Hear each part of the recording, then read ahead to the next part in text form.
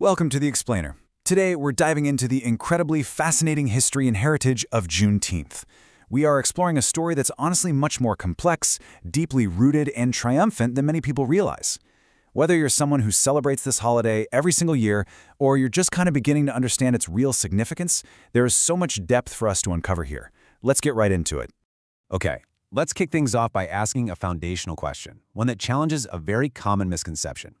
When did slavery actually end in the U.S.? Most of us are taught about Abraham Lincoln and the Emancipation Proclamation, right? But as we look closer at the historical record, the reality on the ground was far more staggered and, well, a lot more complicated. Freedom definitely didn't just happen overnight. To get the complete answer, we're going to walk through 5 key chapters today. Emancipation delayed, General Order Number 3, traditions of Jubilee Day, symbols of Juneteenth, and finally, the path to federal law. All right, Chapter 1, Emancipation delayed.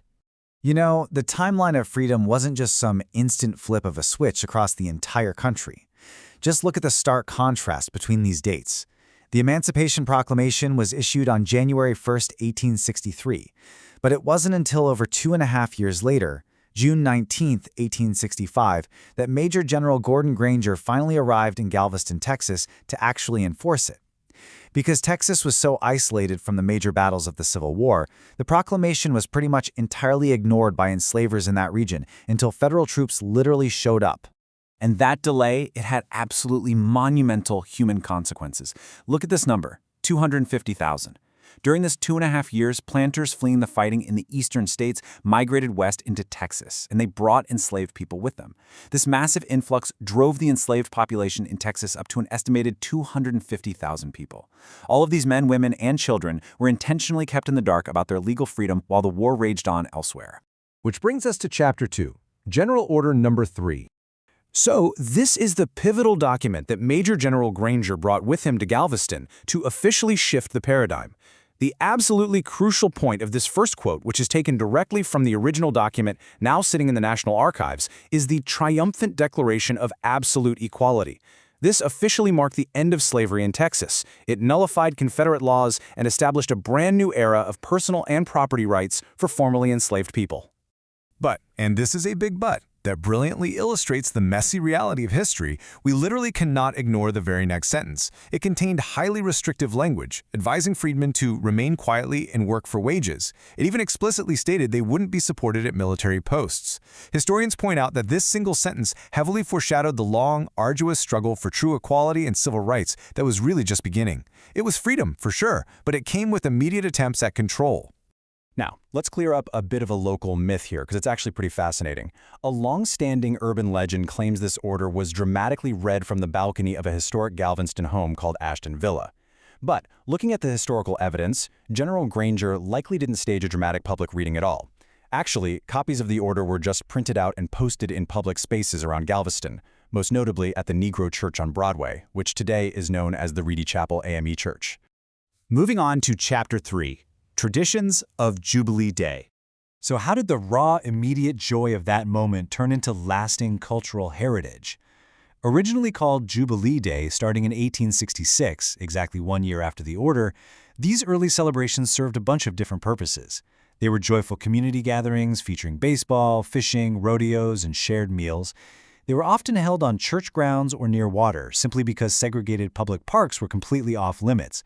But they were also really crucial political spaces where formerly enslaved people gave voting instructions and strategized about their new civic roles. Many families even made annual pilgrimages back to Galveston just to honor the birthplace of their freedom. If you've ever been to a Juneteenth celebration, you already know food is the whole shebang. It's at the center of it all. And when we look at these incredible culinary traditions, the color red is undeniable.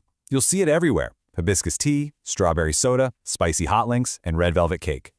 Food historians point out that this specific color tradition traces directly back to West African Yoruba and Congo roots, where red symbolizes strength, vitality, and spirituality. For Juneteenth, it served to honor resilience and represent the bloodshed and sacrifice of ancestors through generations of enslavement. It's a powerful example of history served right on your plate. Next up, Chapter 4, Symbols of Juneteenth. As millions of Black Americans moved out of the South during the Great Migration, the visual identity of the holiday grew with them. Created in 1997 by activist Ben Haith, the official Juneteenth flag is literally packed with visual storytelling. The star operates on two levels. It represents Texas, the Lone Star State where the news arrived, but also the freedom of Black Americans in all 50 states. That nova burst around it, that signifies a new beginning. The sweeping arc points to a new horizon of opportunities. And the colors, red, white, and blue, are a firm, deliberate assertion that the descendants of the formerly enslaved are, unequivocally, Americans. Even the name of the holiday itself is a lasting symbol. The term Juneteenth is a simple but super memorable portmanteau, blending the words June and 19th.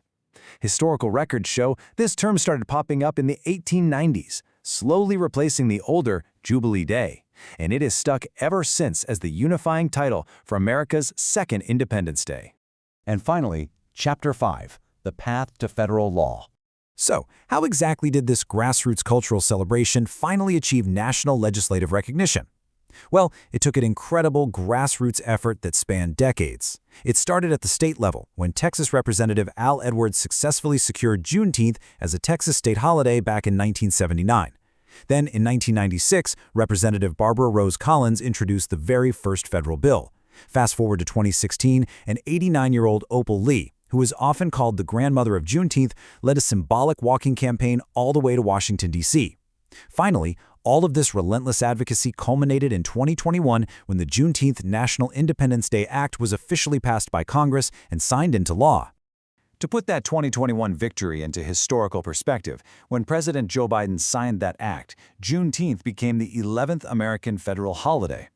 What's staggering about that is it was the very first new federal holiday added to the calendar in nearly 4 decades. The last one was Martin Luther King Jr. Day, which was officially adopted way back in 1983. As we wrap up this explainer, I want to leave you reflecting on this powerful quote from historian Mitch Kachun. He notes that the holiday has 3 primary goals: to celebrate, to educate, and to agitate. Seeing the heartbreaking delay of freedom, the incredible resilience encoded in the traditions, and the long, long fight for recognition, ask yourself this: how can we use the legacy of Juneteenth in our own communities today to continue to celebrate freedom, educate ourselves on our shared history, and agitate for absolute equality? Thanks so much for joining me on this explainer. Keep learning, and I'll see you next time.